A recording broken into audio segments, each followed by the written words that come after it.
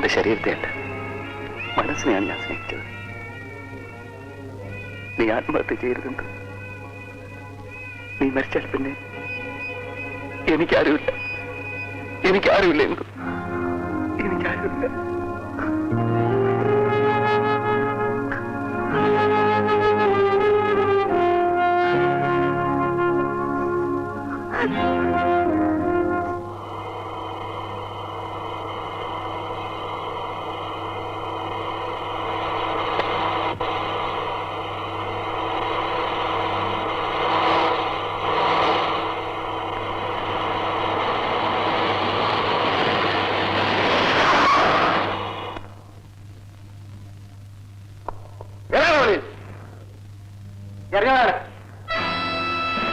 എന്താ കാര്യം? ഞാൻ ഒരു കുറ്റം ചെയ്തിട്ടില്ല. ഞാൻ നിരവധിയാണ്. 317 ഇവരെ പിടിച്ചാത്താക്ക്.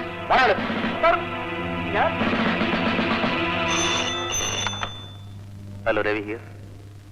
ഒരാൾ അറസ്റ്റ് ചെയ്തു. Car number MMF 3532. പോലീസ് പിടിച്ചു. മിസ്റ്റർ രവി, നിങ്ങളെപ്പോലുള്ളവർ ഒരിക്കലും ഇങ്ങനെ പറയാൻ പാടില്ല. ശരിയാ, പക്ഷേ ഞാനും എന്റെ ഭാര്യയും വീണ്ടും അവഹേളിക്കപ്പെടാൻ മാത്രമേ ഈ കേസ് ഉപകരിക്കൂ. കഴിയുന്നതും കേസും ബഹളമൊന്നുമില്ലാതെ ഒതുക്കി തീർക്കാനാണ് ഞാൻ ആഗ്രഹിക്കുന്നത്. അതല്ലേ നല്ലത്. രവിയുടെ ഇപ്പോഴത്തെ മാനസികാവസ്ഥ എനിക്ക് മനസ്സിലാക്കാൻ കഴിഞ്ഞിട്ടില്ല. പക്ഷേ ഇത്രയും വലിയ വൃത്തികേട് കാണിച്ച അക്രമികളെ വെറുതെ വിടുകയെന്ന് പറഞ്ഞാൽ അതാണ് ഏറ്റവും വലിയ അപരാധം. ഇനി മേലാൽ ഈ തെറ്റാരും ആവർത്തിക്കാൻ പാടില്ല. അതിനുവേണ്ടി കൂടിയാണ്. സാറിന് ഇഷ്ടം പോലെയാകാം.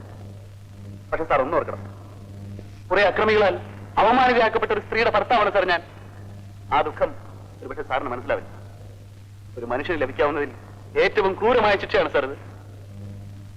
അതിനും പുറമെ കോടതിയിൽ നൂറുകണക്കിന് ആളുകളുടെ മുന്നിൽ വെച്ച് വക്കീലന്മാർ കുത്തി കുത്തി ചോദിക്കുന്ന ചോദ്യങ്ങൾക്ക് മറുപടി പറയാൻ കഴിയാതെ ഞാനും എന്റെ ഭാര്യയും തലകുറിച്ച് നിൽക്കാൻ കഴിയും. മിസ്റ്റർ രവി, 20 വർഷം പോലീസ് ഡിപ്പാർട്ട്മെന്റിൽ സേവനമനുഷ്ഠിച്ചവനാണ് ഞാൻ. നിങ്ങളുടെ വികാരം എനിക്ക് മനസ്സിലാവും. പക്ഷേ കുറ്റവാളികൾ ശിക്ഷിക്കപ്പെട്ടേ മതിയാവും. സാറിന്റെ ഇഷ്ടം പോലെ ചെയ്തോ. പണ്ടാരോ പറഞ്ഞതുപോലെ ക്രൂശിക്കപ്പെട്ട് കഴിഞ്ഞു. ഇനി വേദന അനുഭവിച്ചല്ലേ മതിയാവും. ഓക്കെ സാർ, സാർ എപ്പോൾ വിളിച്ചാലും ഞാൻ വരാം. She's okay.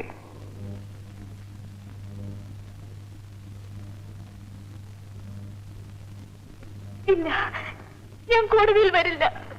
എന്തു? എന്നെ കൊണ്ട് വയ്യ രവിയേട്ട. ഞാൻ അനുഭവിച്ച വേദനകൾ പോരാഞ്ഞിട്ടാണോ ഇനി കോടതിയിൽ വെച്ചുകൂടി? ഇല്ല, ഞാൻ വരില്ല.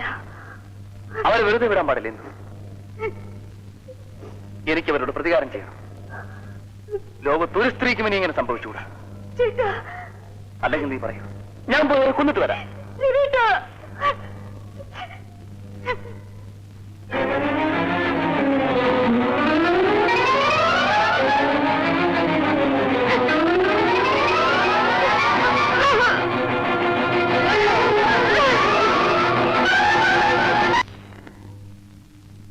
Good morning sir.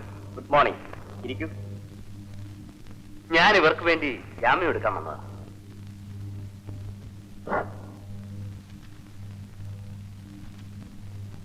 ഇതിലൊന്ന് ഒപ്പിട്ട് തന്നെ.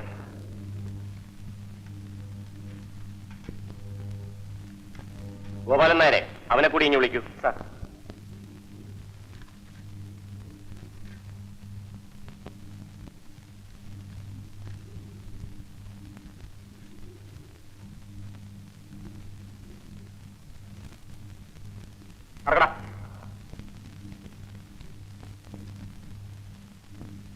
ഇതിലൊന്ന് ഒപ്പിട്ട് തന്നെ.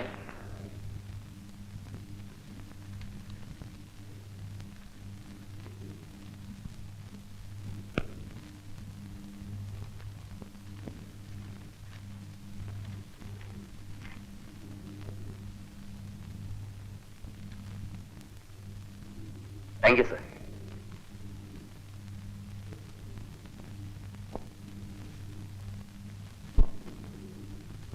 എത്ര രൂപ വേണേലും ആയിക്കോട്ടെ സാർ, പക്ഷെ നമുക്ക് കേസ് ചെയ്യും. ഡോണ്ട് വറി, കേസ് ജയിക്കുന്ന കാര്യം ഞാനില്ല. പക്ഷെ നമുക്ക് ഏബിളായിട്ടുള്ള ഒരു സാക്ഷി വേണം. ഇവിടെ ഓൾ കേരള അബ്ദു എന്ന് പേരായ കള്ളസാക്ഷി പറയുന്ന ഒരാളുണ്ട്. ഓൾ കേരള അബ്ദു. അയാൾ എവിടെ ചെന്നാ കാണാൻ പറ്റും സാർ? മാർക്കറ്റിനടുത്ത് അവന്റെ വീട്. അവിടെ ആരോടെങ്കിലും ചോദിച്ചാൽ അവന്റെ വീട് കാണിച്ചു. അപ്പോൾ അവനെ പിടിച്ചാൽ മതിയല്ലോ. അത് ഞങ്ങളേറ്റു. അപ്പൊ ഞാൻ ഇറങ്ങട്ടെ, എല്ലാം പറഞ്ഞതുപോലെ.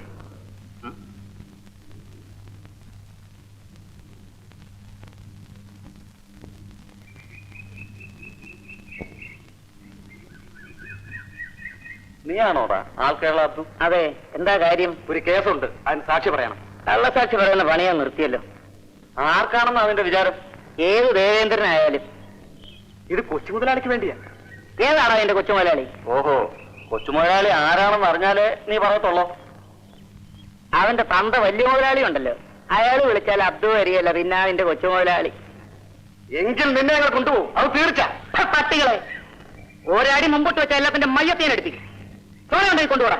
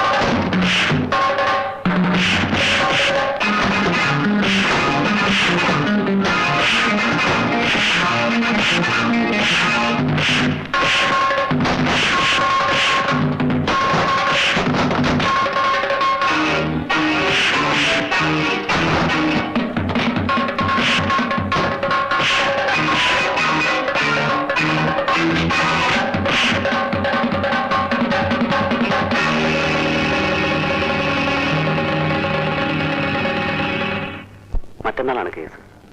അബ്ദു എന്റെ ഇന്ദുവിന് വേണ്ടി കോടതിയിൽ സാക്ഷി പറയണം. പറയാം സാർ. ഇന്ന് വരെ ഞാൻ കള്ളസാക്ഷിയെ പറഞ്ഞിട്ടുണ്ട്. ഇന്നാദ്യമായി സാറിന് വേണ്ടി കോടതിയിൽ വന്ന് ഞാൻ യഥാർത്ഥ കാര്യങ്ങൾ പറയാം. സാർ ധൈര്യമായിട്ട് പോകും. നമുക്ക് കോടതി കാണാം.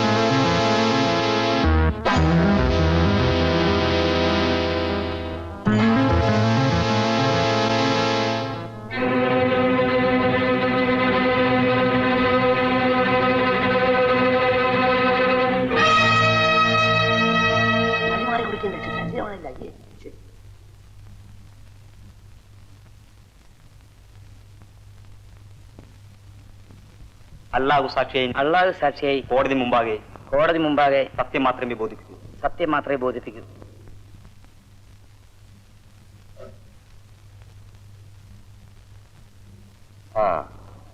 എന്താ നിങ്ങളുടെ പേര്? അബ്ദു. ഈ നിൽക്കുന്ന സ്ത്രീയെ നിങ്ങൾ അറിയുമോ? അറിയും. ഈ നിൽക്കുന്ന 3 പേരെയും നിങ്ങൾ അറിയുമോ? അറിയും.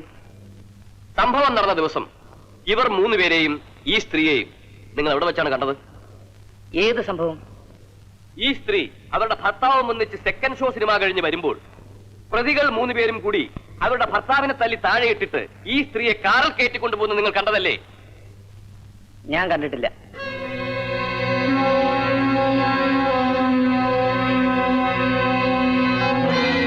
സംഭവ ദിവസം നിങ്ങൾ ഈ സ്ത്രീയുടെ ഭർത്താവ് വരുവിച്ച് പോലീസ് സ്റ്റേഷനിൽ ചെന്ന് ഇതേക്കുറിച്ച് കംപ്ലൈന്റ് ചെയ്തതല്ലേ? അതെ. പിന്നെ നിങ്ങൾ ഇപ്പോൾ ഇത് കണ്ടിട്ടേ ഇല്ല എന്ന് പറയുന്നതിന്റെ ഉദ്ദേശം? എനിക്ക് പണം തന്ന് എന്നെ നിർബന്ധിച്ച് സാക്ഷിയാക്കിയതാണ്. പക്ഷെ എത്രയൊക്കെ പണം തന്നാലും ശരി, ഞാൻ സത്യമേ പറയൂ. കാരണം ഞാനത് ശീലിച്ചിട്ടുള്ളൂ. യുവർ ഓണർ, ഈ സാക്ഷി വാദിഭാഗം വിറ്റ്നസ്സായി വന്ന് പ്രതിഭാഗം ചേർന്നിരിക്കുകയാണ്. അല്ല, ഉണ്ടായ സത്യം മാത്രമേ ഞാൻ ബോധിപ്പിച്ചിട്ടുള്ളൂ. ഭാര്യയും ഒരു കുഞ്ഞിന്റെ അമ്മയും കുടുംബിനിയുമായ ഈ സ്ത്രീയെ ഇതിനു മുമ്പ് നിങ്ങൾ എവിടെ വെച്ചെങ്കിലും കണ്ടിട്ടുണ്ടോ? കണ്ടിട്ടുണ്ട്. എവിടെ വെച്ച്? പല സ്ഥലങ്ങളിൽ വെച്ച്. ഒരു കുടുംബിനിയായിട്ടല്ല, അഭിസാരികയായിട്ട്.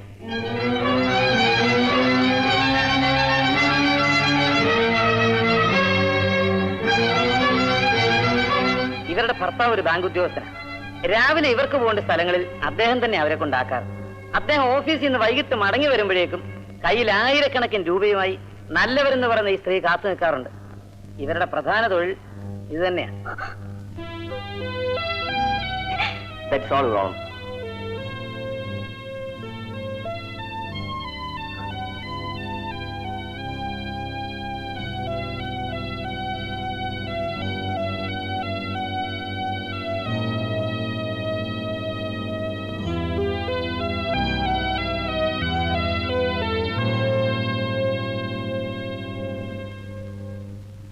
ഈശ്വരൻ സാക്ഷിയായി, ഈശ്വരൻ സാക്ഷിയായി കോടതി മുമ്പാകെ കോടതി മുമ്പാകെ സത്യമേ ബോധിപ്പിക്കുകയുള്ളൂ. സത്യമേ ബോധിപ്പിക്കുകയുള്ളൂ.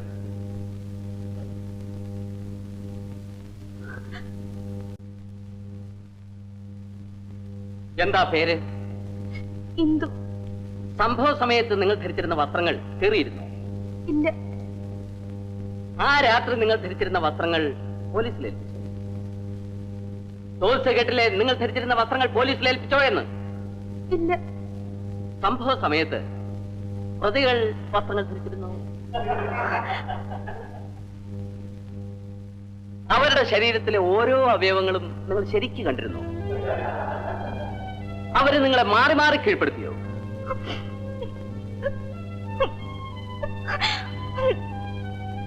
ടോൾ സെക്രട്ടറിയിലെ കേട്ടു.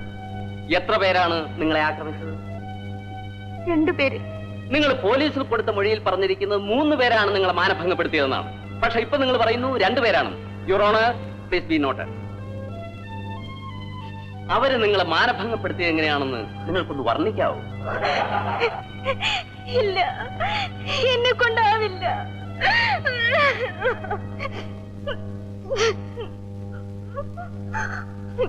ഇവരെ 3 പേർ കൂടി മാനഭംഗപ്പെടുത്തിയിട്ടും ഇവരുടെ വസ്ത്രത്തിൽ ഒരു ചുളിവ് പോലും പറ്റിയിട്ടില്ലെന്ന് ഇവരുടെ മൊഴിയിൽ നിന്ന് തന്നെ വ്യക്തമാകുന്നു. ആദ്യം തന്നെ ആക്രമിച്ചത് 3 പേരാണെന്നും പിന്നീട് 2 പേരാണെന്നും പരസ്പര വിരുദ്ധമായ മൊഴികളാണ് അവരിവിടെ നൽകിയിട്ടുള്ളത്. ആയതിനാൽ എന്റെ കക്ഷികൾ നിരപരാധികളാണെന്നും അവരെ വെറുതെ വിടണമെന്നും ബഹുമാനപ്പെട്ട കോടതിയോട് ഞാൻ അപേക്ഷിക്കുന്നു. That's all your honour. ഈ കേസിന്റെ വിധി അടുത്ത ശനിയാഴ്ച പറയുന്നതായിരിക്കും.